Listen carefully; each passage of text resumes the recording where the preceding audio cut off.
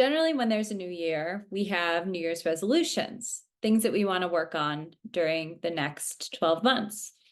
And there's this expression, new year, new you. So if, for example, learning Spanish is one of your goals or improving, then continue watching because I'm going to talk about a few tips on how to study and prepare better in Spanish.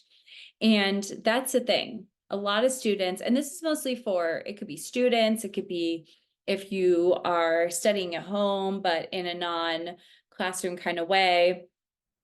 But one thing I've always learned is that just looking at the material and studying it is never enough. So for instance, for vocab, you can write physical flashcards.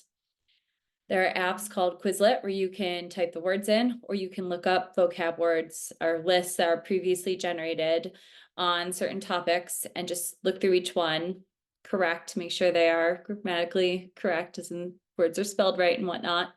And then you can always edit and add your own. That's one. And practice it.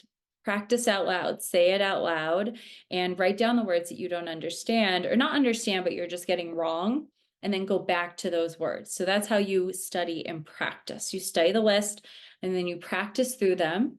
What are the ones that you're getting wrong? Write them down, go back to them, write them 5 times correctly, muscle memory, until you have the list perfect. Now, if it's something like grammar, again, studying is the first part. If you're looking at something such as just regular present tense verbs, then study the endings, such as AR, then practice. Go on a website and practice them. Then go to ER/IR, practice those alone, and then combine them all together. Taking little steps in grammar and then finally combining all of the conjugations, regular, irregular verbs, no matter what you're doing, baby steps, studying bit by bit, practicing bit by bit, and adding more each time. Especially when you have certain topics, well, tenses are so intricate and complicated, like the preterite. I always tell my students, never look at the whole thing. Look at it in little bits and pieces and build yourself up. Studying should be something that is continuous, at least 10 to 15 minutes a day, instead of cramming, because language is cumulative. And it's one of those things that if you know how to conjugate in the present tense, that's going to help you in other tenses, such as the subjunctive. So you always want to stay on top of studying, but the most important is studying and practicing. Now that's for grammar and vocab. What about your productive skills? I always say reading and especially watching a TV series or a movie in Spanish starting with English subtitles if you're beginner or intermediate, sorry.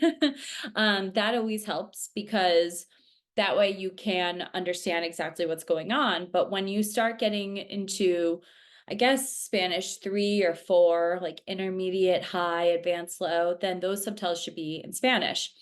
Now, why? You're just watching and essentially reading in the language once you get up to the higher level. But it's not just because of that. It's looking at how people say certain things, there are certain expressions, idiomatic expressions, ways that people are talking that you wouldn't translate verbatim, word for word.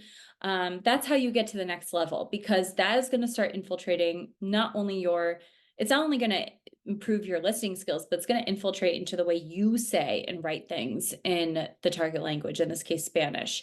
So that's how I would propose to start studying for the new year. Practice, muscle memory, study, little bits and pieces, and on the side, get a TV series. Start with that. I always say series so you can get hooked onto one. You want to keep watching more and more. And then you can start feeling comfortable to put the subtitles in Spanish. And then you could start reading articles in Spanish, small, easier novels in Spanish. That is how you grow your proficiency and your accuracy in a foreign language, particularly Spanish. And if you want more suggestions and a read and watch list, then go to makingspanishsimple.com and subscribe today, because not only will you have access to those lists, there are resources for teachers and students that you can use to practice and enhance all 4 of your skills, reading, listening, writing, and speaking. And on top of that, it has all the links to all of my social media, so you could see posts, whether it's not just Spanish language and acquisition with grammar and vocab, but tourism tips, culture, things that really make you feel connected to a language. So check it out at makingspanishsimple.com, and good luck with the new year and the new studying process. I hope it works. And if you have any questions, just throw them in the comments below.